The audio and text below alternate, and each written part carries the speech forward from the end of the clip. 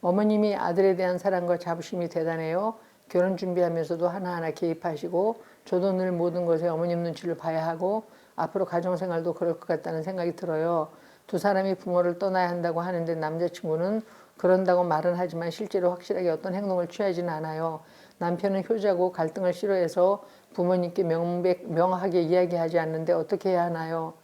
그러게요. 그런데 본인이라면 이게 쉽겠습니까? 당신의 어머니가 당신 딸에게 자부심이 대단하고 사랑도 대단하고 그러면서 결혼 준비를 하면서 하나하나 개입을 해서 사위한테 줄 것에 대해서 다 본인이 나서서 한다고 한다면 그것에 대해서 아니요 하면서 나는 이제 독립이니 어머니는 나를 위해서 손 떼라. 난 딸의 역할보다 저쪽에 아내의 역할이 더 크다라고 선포하고 붙자르듯 자르고 떠나갈 수 있겠습니까? 그것이 원칙입니다. 아들은 아들의 입장보다 남편의 입장을 우선시해야 되고 딸은 딸의 입장보다 아내의 입장을 우선시하는 게 결혼 맞습니다. 그래서 배우자를 우선시하고 가장 먼저로 내세워야 됩니다. 그래서 독립이 불가피하게 필요한데 이 독립이 심리적, 정서적, 경제적, 영적 또 어떻게 얘기하면 공간적까지도 포함하고 있다면 이게 이렇게 무자르듯 쉽게 되겠습니까? 그래서 원칙이 그렇다라는 것이 남편될 분과 합의가 되었다면 앞으로 한 가지 한 가지씩 가능한 일에서부터 아내 중심으로 이야기를 풀어나가는 그런 것을 해보도록 옆에서 도울 수 있으면 너무 좋겠습니다. 명확하게 이야기하는 거 좋은 일인데 그 명확하게 이야기하는 것이 어머니와 아들 간의 관계가 깨어지게 되는 원인이 되고 그래서 그 아들이 그것을 감당하지 못할 때 아내와의 관계도 불편하게 되는 경우들을 많이 봐왔습니다. 명확하게 해서 어머니와의 관계가 깨어지더라도 확실하게 나는 아내 편에 서겠고 이것을 계기로 해서 나는 독립된 가장으로서 우리 가정을 우선시하는 삶을 살겠다. 남편이 이것을 감당할 수 있다면 문제될 거 없죠. 그러나 남편이 아직 그 준비가 안 돼 있다면 밀어붙여서 될 일은 아닙니다. 우리가 때로는 너무 명확한 것이 좋지 않을 때도 있어요. 그러니까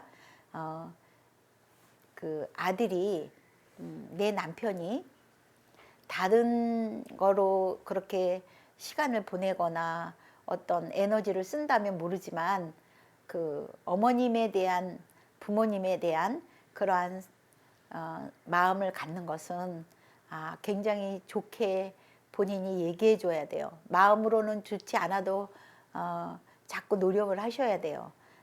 그렇게 폐륜적인 아들들도 많잖아요. 그런 거에 비하면 얼마나 감사한 거예요. 그리고 내 자녀들이 아버지가 하는 것, 어머니가 하는 것을 보고 배워요. 그렇기 때문에 효자에게서는 효자가 나오고 효녀에게서는 효녀가 나오거든요. 그러니까 자꾸 그 부모님을 내 부모님이 아니라고 생각하기 때문에 우리 시집간 사람들이 다 시집을 그냥 시댁이라고 생각해요. 내 집이라는 생각이 안 들어요. 그 부모님들이 돌아가시고 나면 내 집이에요. 그쵸?